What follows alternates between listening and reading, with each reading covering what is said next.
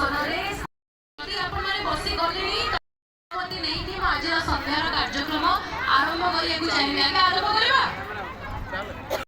नहीं आम अस्तित्व प्रत्येक ओडिया अस्तित्व जहाँ पाई ये समग्र जगत सुचारू रूप से चली आम जगतर ना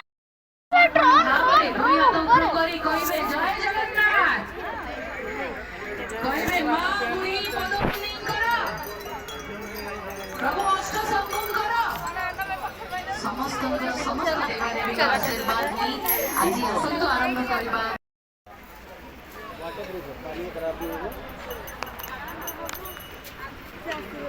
तेरे दर्शक बंधु यही स्वागत संबर्धना आपण समस्त तरफ जोरदार करताली देबे आ ई जो संपूर्ण लागिबो बहुत बहुत धन्यवाद माननीय विधायिका हिंदोल तांको उपस्थिति आम पई प्रेरणा उत्स वर्तमान अनुरोध करबी सुजुक्त जेना महोदय को मामा से कल नाओ जणैबे सुजुक्त आगे जदि मु कहिबी एई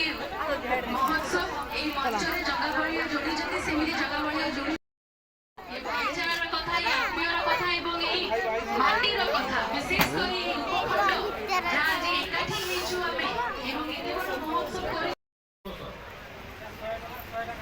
कामाख्यानगर अंचल धार्मिक पारंपरिक पीठमानक मध्य परिचित कामाख्या देवी मंदिर अनंत सागर पीठ अष्टशंभु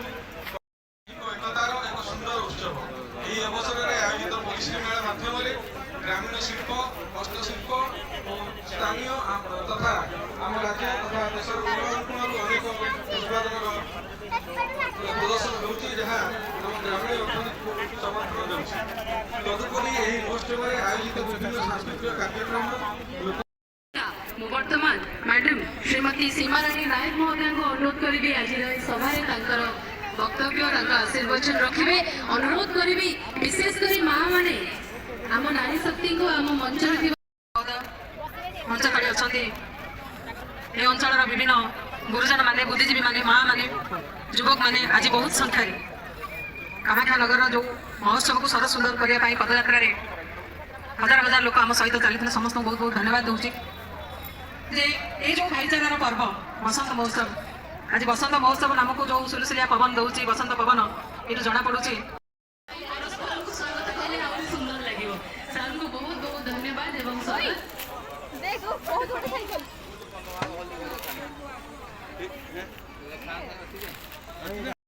लगे सर को अनुरोध सर प्लीज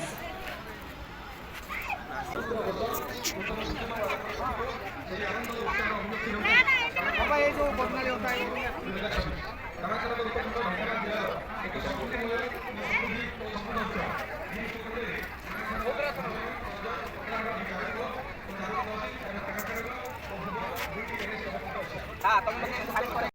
सतुरा भाई ये अनुष्ठान ये उत्सव करने लगी से दिन राति यही कर दुई जन जाक साथी आम जाऊँ गेस्ट कंटाक्ट करने सी जी सका आम गढ़ अच्छा